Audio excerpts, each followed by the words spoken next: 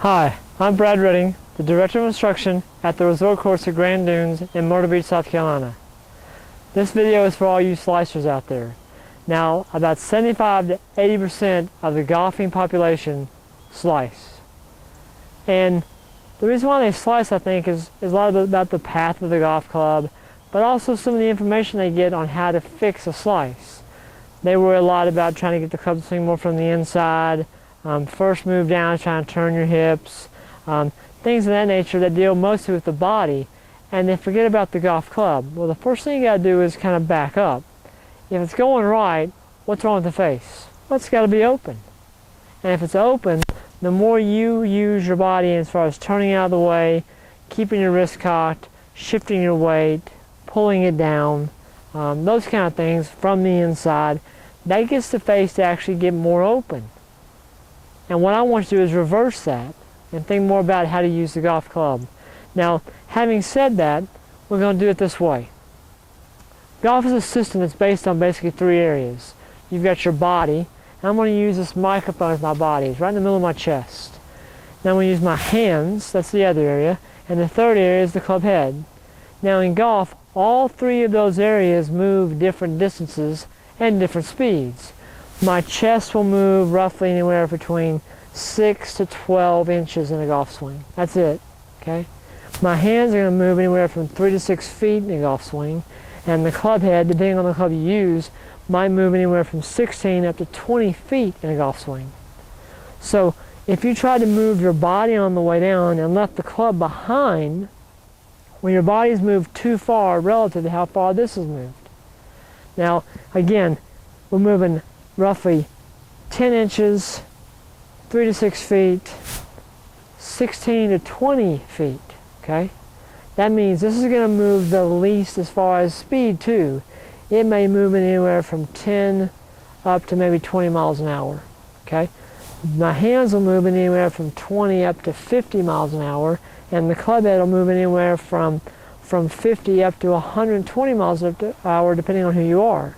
So I need to make sure that this moves the most, okay, and it moves the fastest. So here's how you're going to fix your slice. What we're going to do is get into a good setup, take the club back to the top, and what I want you to do is leave your back facing the target, have your chest facing this way, and leave them there. On the way down, I want your hands to come down where your left forearm is re-rotating this way, which is actually closing the face. Now, I didn't uncock my wrist. That's not what I did. You can go that way. I rotated it, okay? And when you rotate it, your wrist can stay cocked, okay? And that would close the face, okay? So the idea there is up to the top, chest facing this way, back facing towards the target. On the way down, you're rotating your forearm. You're rotating your left forearm. The hands have moved very little. The body hasn't moved at all. And the club head's moved the most, and it's also in the position of closing. Now people say, Brad, but I always heard you should keep your hands in front at impact. Well, I agree, but you've got your hands too far in front at impact. That leaves the face open. So I want to reverse it a little bit.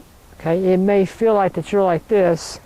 I would bet good money that you wouldn't be there at impact, okay, because you've actually rotated it versus cast it. That'd be casting. That'd be rotating, okay?